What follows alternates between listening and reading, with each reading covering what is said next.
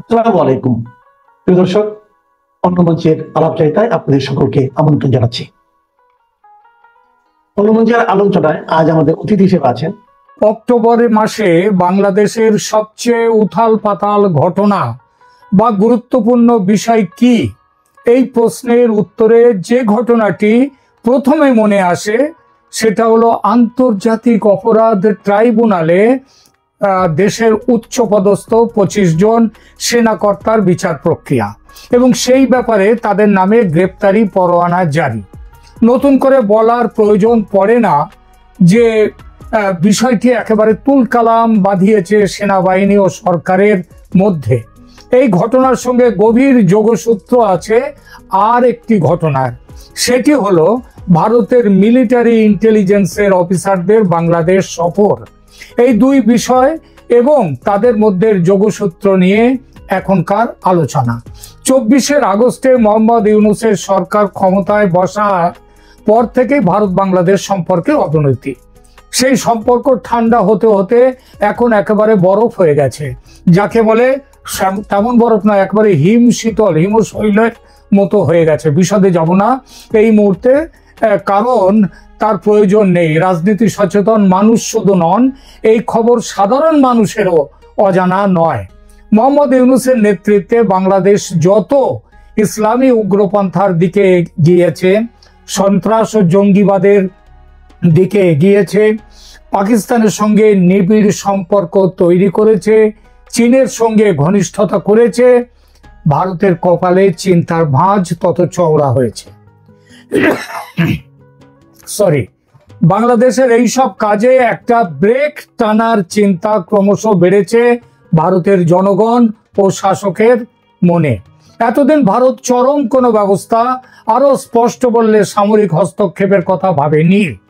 অর্থনৈতিক ও বাণিজ্যিক বাধা নিষেধ আরোপের মধ্যে ছিল, কিন্তু সেই অবস্থান পেরিয়ে ভারত যে সামরিক হস্তক্ষেপের কথা সিরিয়াসলি ভাবতে শুরু করেছে সেটা বুঝিয়ে দিল ভারতীয় সেনাবাহিনীর 4 উচ্চপদস্থ অফিসারের বাংলাদেশ ভ্রমণ গত 14 থেকে 16 অক্টোবর। একটা অদ্ভুত যোগসূত্র দেখুন। অক্টোবরের 8 তারিখে ঢাকার আন্তর্জাতিক অপরাধ ট্রাইব্যুনাল 25 জন প্রাক্তন ও বর্তমান সেনাকর্তার বিরুদ্ধে মানবতা বিরোধী অপরাধের দায়ে গ্রেপ্তারি পরোয়ানা জারি করলো। সঙ্গে সঙ্গে বাহিনীর মধ্যে শুরু হয়ে গেল তীব্র বিক্ষোভ। ট্রাইব্যুনালের আদেশের বিরুদ্ধে পরদিন 9 অক্টোবর ঢাকা ক্যান্টনমেন্টে মিটিং করলেন 56 জন জেনারেল। আর ওই একই দিনে ভারতীয় মিলিটারি ইন্টেলিজেন্সের 4 কর্তা বাংলাদেশ সফরে আসবেন বলে বিবৃতি জারি করলো বাংলাদেশ সেনা। কি মনে করেন, কাকতালীয় ঘটনা? একদমই নয়। দুইয়ের মধ্যে স্পষ্ট যোগসূত্র আছে। IANS বা Indo Asian news agency 12 October প্রকাশিত একটি প্রতিবেদনে ব্যাখ্যা করেছে ইন্টারন্যাশনাল ক্রাইম ট্রাইব্যুনালে সেনা অফিসারদের বিচারের প্ল্যান প্রোগ্রামের পিছনে আসল মাথা কারা সেটা বলেছে।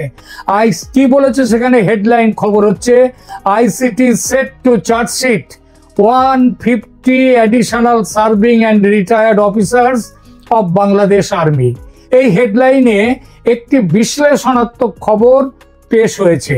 সেখানে বলা হয়েছে, in mounting trouble for Bangladesh army officers, more than 150 serving as well as retired officers have come under the lens of the International Crimes Tribunal over excesses on students and dissenting voices, their enforced disappearances and killings, and therefore may face penal action soon.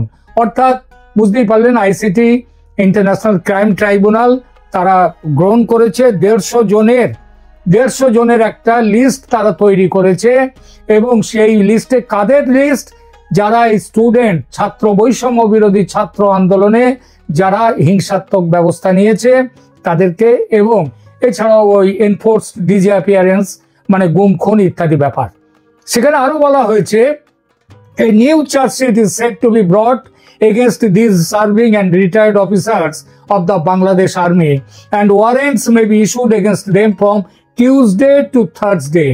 Those privy to the information set, মানে এই খবরের সাথে এই আইসিটির তরফে যারা এই ঘটনার সাথে এই সমস্ত ব্যাপারের সাথে জড়িত, যাদের জ্ঞান আছে, তারা বলছে যে গত মঙ্গলবার মানে গত মঙ্গলবার থেকে বৃহস্পতিবারের মধ্যে এই 150 জন তাদের বিরুদ্ধে ওয়ারেন্ট ইস্যু হবে।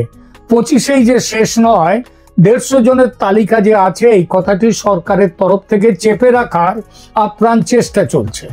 সবাই অস্বীকার করছে যে 150 জনের নামের তালিকা বলে কিছু আছে, অথচ প্রাথমিকভাবে ঠিক হয়েছিল গত মঙ্গলবার 15 অক্টোবর থেকে 17 অক্টোবর বৃহস্পতিবারের মধ্যে বাকি 125 জনের নামে কিংবা সেই রকমই পরোয়ানা জারি হবে। হয়েছে কি? না। কেন হয়নি? কারণ মঞ্চে উপস্থিত হয়েছে ভারতীয় সেনা, আর তার ফলে আপাতত একটু থিতিয়ে গেছে আইসিটির এই পরিকল্পনা, থমকে গেছে পাকিস্তানের। আপনি হয়তো ভাবছেন পাকিস্তানের নাম আবার উঠছে কেন? পাকিস্তান তো এসবগুলো করছে, এটা তো ICT, International Crime Tribunal, Bangladesh সরকার। উঠছে এজন্য যে পুরো প্ল্যানটা ছকেছে পাকিস্তান। কাকে সঙ্গে নিয়ে? জামাতকে সঙ্গে নিয়ে। এনসিপির ছেলে ছোকরারা তো রাজনীতির দাবা খেলায় অবোধ শিশু, তারা ওই ছাগলের তৃতীয় সন্তানের মতো লাফিয়ে যাচ্ছে। এই বিষয়ে ইন্দো এশিয়ান নিউজ এজেন্সি, অর্থাৎ পাকিস্তানের সম্পৃক্ততা নিয়ে ইন্দো এশিয়ান নিউজ এজেন্সি কি লিখেছে পড়ি একটু।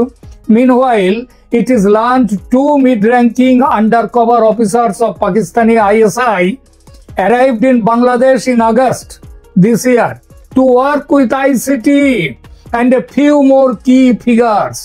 এর অর্থ গত আগস্ট থেকে আইসিটি কে দিয়ে এই ষড়যন্ত্রের বা এই কাজের যেটাই বলুন না কেন চূড়ান্ত রূপ দিতে পাকিস্তানের আইএসআই এর 2 জন মধ্যম র্যাঙ্কের অফিসার বাংলাদেশে আছেন। এরা কয়েকজন বাংলাদেশি সেনাকর্তা, জামাতে ইসলামী নেতা এবং সরকারের কয়েকজন উপদেষ্টার সঙ্গে আলোচনা করে কাদের বিচার হবে আইসিটিতে সেনাবাহিনীর, সেই নামের তালিকা চূড়ান্ত করেছে।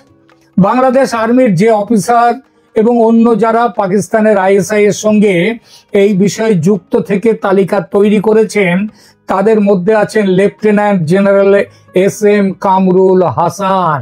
তিনি কে? তিনি principal staff officer of the armed forces division. আছেন খলিলুর রহমান, তিনি ন্যাশনাল সিকিউরিটি অ্যাডভাইজার। আছেন আদিলুর রহমান খান, ইনি advisor in the interim government. আছেন brigadier general retired Abdullahil Aman Azmi, son of Jamaati Islami leader গুলাম আজম। আর অ্যাডভাইজারের মধ্যে কারা আছে সরকারের? আসিফ নজরুল, আইন উপদেষ্টা, তাজুল ইসলাম, জামাতি Islami leader and now chief prosecutor of the international crimes tribunal. এছাড়াও আরো আছে, এবং আরো আছে। তারা কিসের জন্য? এই তালিকা চূড়ান্ত করবার কাজে। কোন তালিকা? ওই যে আর্মি অফিসারদেরকে ফাঁসানো হবে। এই 150 জনের বাইরে আরো কারা আছেন সে বিষয়ে কি বলা হয়েছে এই সংবাদ প্রতিবেদনে? কাদের? Indo Asian news agency. According to sources, সেখানে বলা হয়েছে, according to sources in the ICT, charges will also be framed against all the army chiefs who had served from 2009 to 2025. অর্থাৎ ওয়াকারুজ্জামান সাহেব ছাড়াও আরো যত আর্মি চিফ হয়েছেন 2009 থেকে 2025, তাদের বিরুদ্ধেও গ্রেফতারি পরোয়ানা জারি হবে। অর্থাৎ ওয়াকারুজ্জামান সাহেবও বাদ যাচ্ছেন না। তিনি এবং তার পূর্ববর্তী আর্মি চিফ যারা 2009 থেকে 2025 পর্যন্ত কাজ করেছেন, সবাইকে বিচারের আওতায় আনা হবে। তিনি আসবেন, বিমান বাহিনীর প্রধান আসবেন। আচ্ছা, বিমান বাহিনীর প্রধানের এখানে কি অপরাধ সেটাও লিখেছে IANS সংবাদ পোর্টাল। তারা লিখছে, during last years July August movement against the previous Sheikh Hasina regime, hundreds of students and civilians were killed by security forces, while bullets were also fired from helicopters using sniper rifles. অর্থাৎ helicopter থেকে গুলি ছুড়ে মারা হয়েছে, এবং সেটা হচ্ছে helicopter বিমান বাহিনীর। সেই জন্যে বিমান বাহিনীর যিনি প্রধান তাকেও ধরা হবে। It is for this reason that the chief of Bangladesh Air Force, BAF, and a few top officials of the Bangladesh Air Force are also likely to be named in the charge sheet. Bangladesh নৌবাহিনীর কিছু অফিসারও আসবেন। ICT বিচারের আওতায় কারো মুক্তি নেই, এই সম্পর্কে লেখা হয়েছে এই সংবাদ প্রতিবেদনে। This time the target has assumed a broader spectrum wherein the accused are the Bangladesh Army top brass, Bangladesh Air Force chief, and some Bangladesh Navy officers who had discharged important responsibilities and sensitive duties during Sheikh Hasina's tenure. তাদের মধ্যে সব নাম তার মধ্যে অনেক কিছু নাম আছে। তার মধ্যে কি কি নাম আছে দেখুন, শুধু যে সেনাকর্তা তাও নয়, ডিজিএফআই এর আছে, NSI, RAB, SSF, PGR, prime minister's and প্রেসিডেন্টের অফিসে যারা কাজ করেছেন তারা, মিলিটারি অ্যাটাশে বিভিন্ন এমবাসিতে, বাংলাদেশের বিদেশের বিভিন্ন এমবাসি ইত্যাদিতে যে মিলিটারি অ্যাটাশে কাজ করেছে তাদেরও ধরা হবে, যাকে বলে একেবারে বেড়া জাল ফেলে মাছ ধরতে নেমেছে পাকিস্তানের আইএসআই এবং তার বাংলাদেশের সেনাত জামায়াতে ইসলামী। মুক্তিযুদ্ধ, আওয়ামী লীগের সঙ্গে সম্পৃক্ত কাউকে তারা বাঁচতে দেবেন না।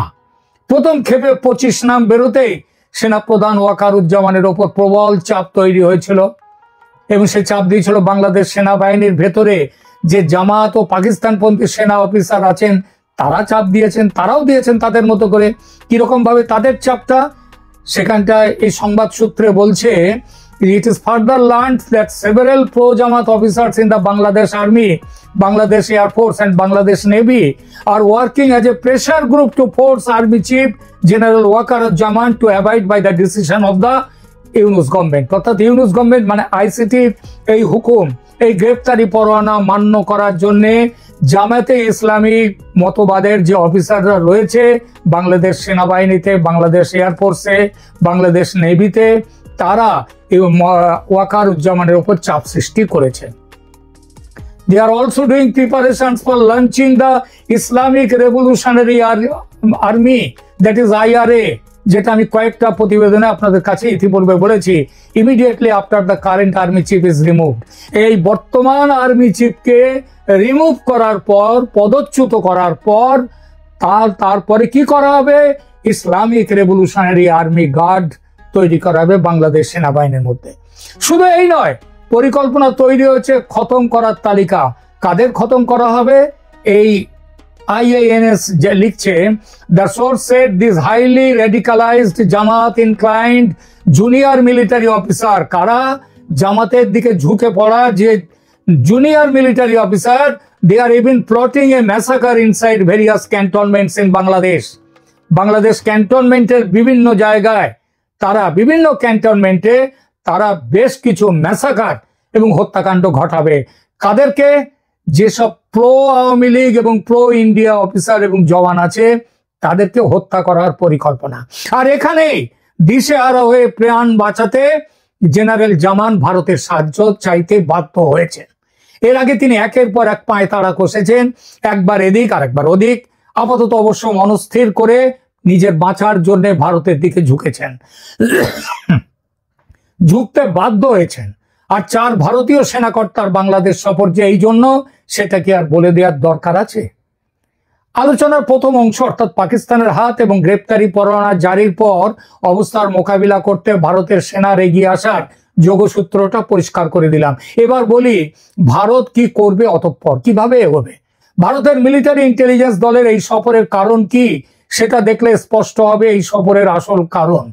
ভারতীয় MI দলের এই দলের সফরের প্রকৃত উদ্দেশ্য ছিল পরিস্থিতির মূল্যায়ন করা, বাংলাদেশ সেনাবাহিনীর অভ্যন্তরীণ বিভাজন কিরকম সেটা দেখা, এর মধ্যে ওয়াকারুজ্জামানের সমর্থক এবং আওয়ামী লীগের সমর্থক, ভারতপন্থী এবং পাকিস্তান সমর্থক গোষ্ঠীর শক্তি এবং সামরিক অবকাঠামোর বর্তমান অবস্থা সম্পর্কে ফার্স্ট হ্যান্ড ইনফরমেশন নিতে তারা এসছেন।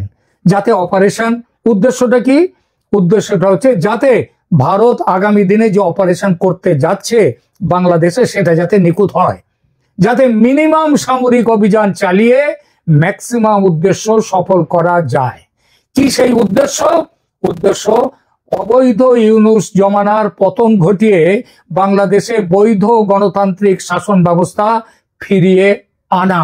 অর্থাৎ ভারত মনস্থির করে নিয়েছে যে তারা সামরিক অভিযানে নামতে বাধ্য হবে যদি যদি আইসিটি তাদের এই বর্তমান জায়গায় থাকে। 22 তারিখটা আসুক, 22 তারিখ এলে বোঝা যাবে, সেদিন এদের সবাইকে আদালতে তুলবার কথা, সেইটা বোঝা যাবে।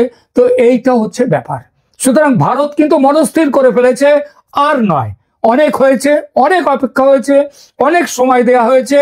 আর এবার যেটা আমি বারবার বলেছি ইতিপূর্বে, যে বারবার এখানে বলেছি যে ইতিপূর্বে যে ভারত ওখানে চাইছে তার নিজের পক্ষের একটা ক্ষমতা, একটা শক্তি, তারা এগিয়ে আসুক। আজকে ওয়াকারুজ্জামান সেজন্য এগিয়ে আসছেন। সুতরাং ভারতের এবার আর নামতে কোনো অসুবিধা নেই। আর এই বিষয়ে সবুজ সংকেত ভারত পেয়ে গেছে আমেরিকার ট্রাম্প সাহেবের কাছ থেকে। সে কথা ইতিপূর্বে আমার প্রতিবেদনে বলেছি 2-3 দিন আগে, আজ আর কিছু বলবো না তাই। সুতরাং আপাতত এটুকুই। শুধু শেষ করার আগে একটা কথা বলি, যে বাংলাদেশের অন্ধকারের দিন, এই রাত, অন্ধকারের রাত শেষ হয়ে আসছে, শেষ হয়ে আসছে, আসছেই, নতুন সূর্য উঠছে। আপাতত এটুকুই, ধন্যবাদ।